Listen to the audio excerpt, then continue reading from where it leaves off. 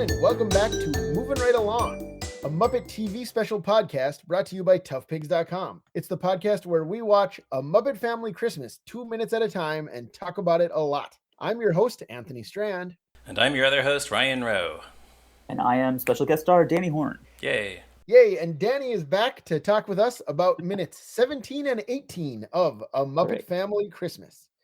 In these minutes, the Sesame Street gang breaks up a fight by singing Christmas carols. You know, it's like they start recording the Christmas podcast earlier and earlier every year. Is that right? Yeah, it's nice. It's like the leaves changing. Sure. They just totally skip over all the Thanksgiving podcasts, though. Yeah, no, because of Thanksgiving podcast. You know, is there any? I mean, I think the closest thing we could cover for Thanksgiving is the Arlo Guthrie episode of The Muppet Show, which nobody wants to do that. Right. Well, but also to Nobody make it more international, they never mention Thanksgiving in that. It's just about everyone having a big turkey dinner together, hanging out. And, and Arlo Guthrie's the guest, who sings a famous Thanksgiving song. Well, there's the Turkey Hollow TV movie, but that's much, much more recent than anything else that we've been covering. So. Yeah, and we don't want to watch that again. That's a nap time movie. I like the creatures themselves in that. I like Mary Steenburgen. It takes a little bit too long to get to them, but Thring and I don't remember their names. Once again, I'm enjoying twice in a row the discipline.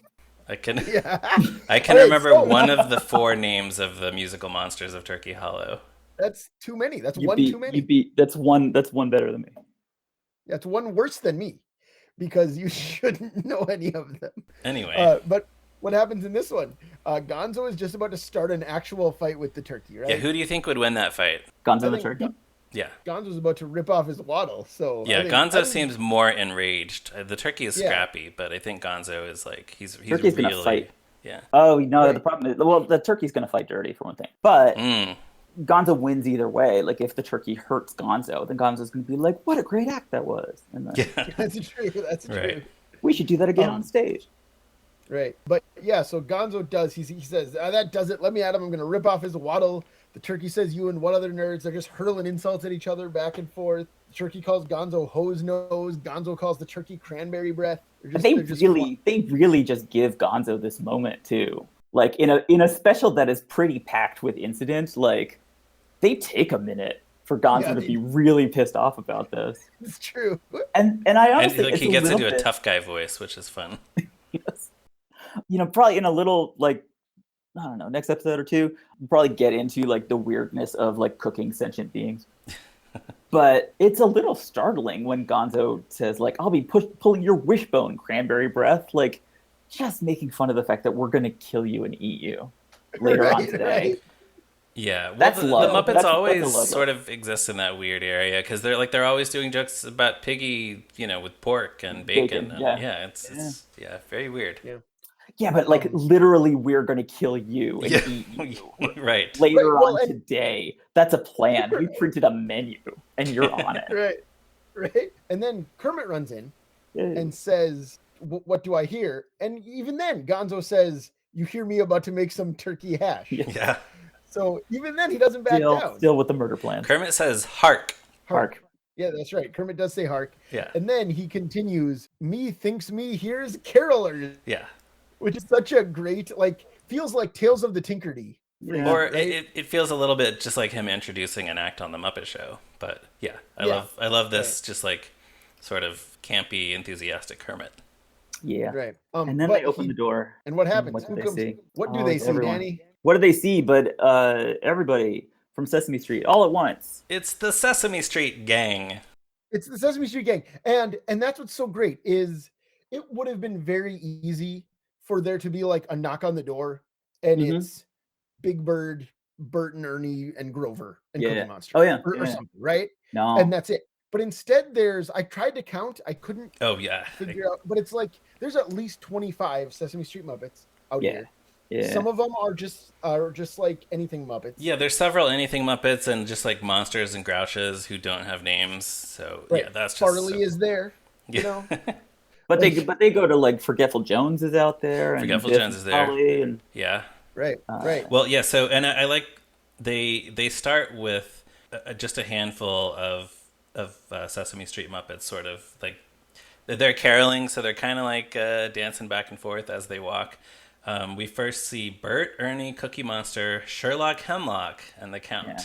So those are obviously the five most popular Sesame Street characters. Well, Sherlock Hemlock is up there. But what I was going to say is, except for the two Carol Spinney characters, Big Bird and Oscar, of course, all of the other Sesame Street Muppets here who we ever hear, are played by Jim Henson, Frank Oz, Jerry Nelson, or Richard Hunt. Oh, is that so, right? yeah. So Oh. so it's the puppeteers who were there anyway. Yeah. Like who worked on the Muppet Show, but you don't even. There's so many Sesame Street characters that you don't notice or care. Right. Right. Fran Brill's not there. Marty Robbins Right. is So not we there. see Yeah. Prairie Flash is Dawn. not there. Prairie Dawn, she's like, you can see her in some of the crowd scenes, but we never hear Yeah. her, which is too bad. I guess Right, Fran Brill just right. wasn't there. Right, and that's what I mean. Like we see Yeah, so Elmo, that- but he doesn't say anything. You that know, Kelly's explains- not there. That explains like Gladys the Cow, which I was actually wondering about. You Right, you and totally Guy- just explained that. Yeah, it's like Cookie Monster has a line and Grover has a line, and like all Right. the popular characters, and then Gladys the Cow. I'm like, why? How is she? Right, and But that- Guy he's Smiley. like the one. But Gladys and Guy- isn't actually Gladys. It's a different cow puppet with Richard Oh, is Hunt that right? doing the Gladys voice. Yeah, Gladys was like a solid brown color, right? Here's I'm what- ashamed to say that I think I call every Muppet Cow. I'm like You it's just- like they all Gonzo look with the same Camilla. to you. I just call them all Gladys. Yeah. I think like for me, if I picture Gladys the Cow, I absolutely picture this special. Like this is my number one This is your Gladys the Gladys. Cow reference by far. Yeah. I can only assume that they, for some reason, like didn't have the actual Gladys puppet, so they just oh, here's another cow. You can just Nobody do the cared. same voice. Yeah. Yeah. One thing that I think is really funny is that they come in and everybody's singing and Big Bird comes out and he's like, hey, and Merry Christmas, and they all It's start like singing. Big Bird gets his own little introduction. He does. He comes out from behind a tree, and it's like, oh, Big Bird. Gorgeous. Merry But then Christmas from Sesame Street. only two of them then during the number actually get named, and it's Ernie and Harry Monster. There's a point where like it's Ernie's turn, and I think it's Bert who says like, okay, Ernie, you're next. Yes, they're very encouraging of each other to like, okay, it's your turn to sing now.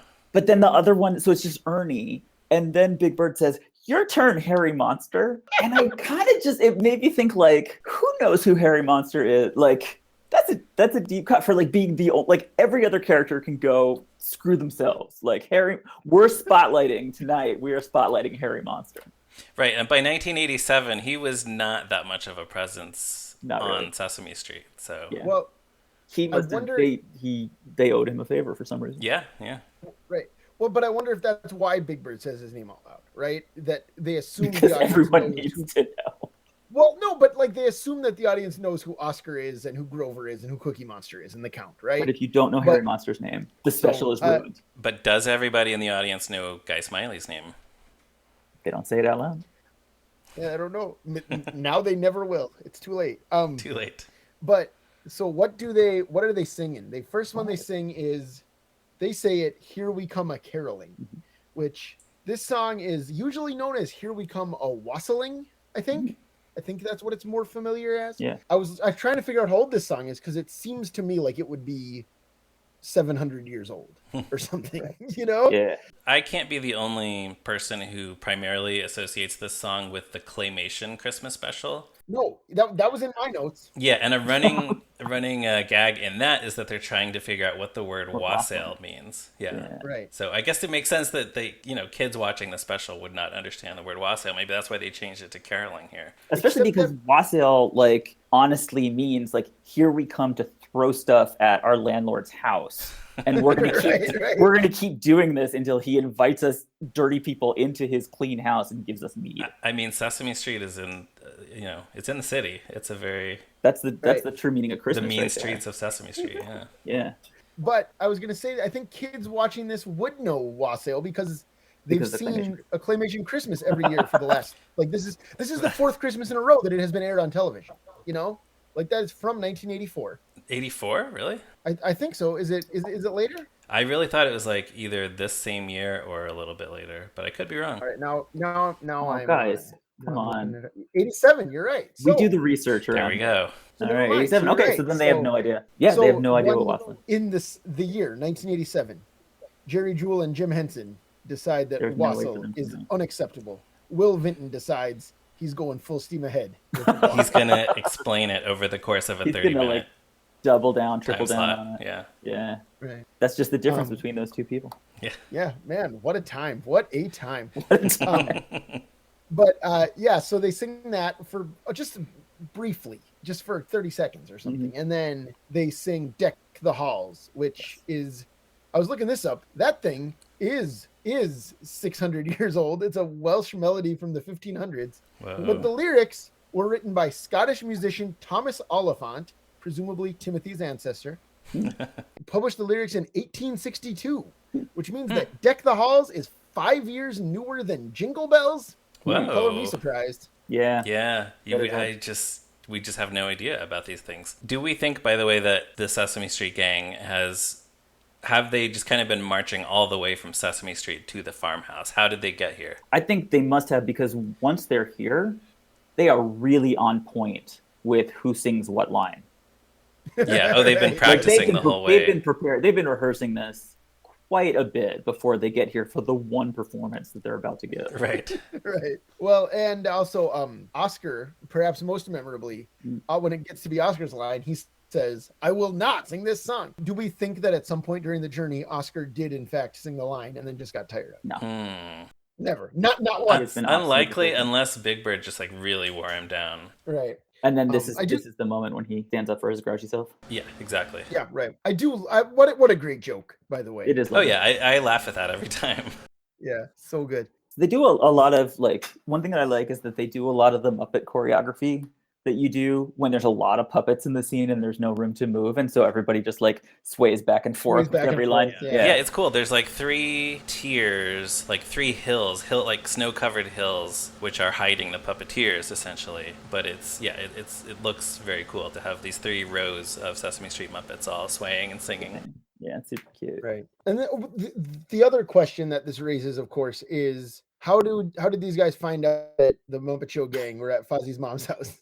Yeah, well, Kermit seems to know they were coming. I guess that's going to happen tomorrow, maybe. So I guess they were invited? I don't know. Unless it's just a crazy coincidence that they've just been out caroling for days and days, and they just happen to find their friends in this farmhouse. They want to come in and eat stuff, and yeah, sure, and they're going to stay here overnight. Right. So that's kind of all there is in these 2 minutes. It's mostly just the 2 songs. We end just before the song. It ends with the chorus. Yeah, fa la la la la la la. That's it. That's when it cuts off. Yeah. Yeah. But so Danny, you have something else to talk about before we go? I sure do. I have one last thing. If you look very closely, Biff and Sully are up on, I don't know, like what rise, like the second or third rise. They're kind of, so at the end of the song, they kind of go back and forth, like fa la la la between like kind of the Big Bird headed cluster and then like the Ernie and Bert headed cluster on the other side, and kind of goes back and forth.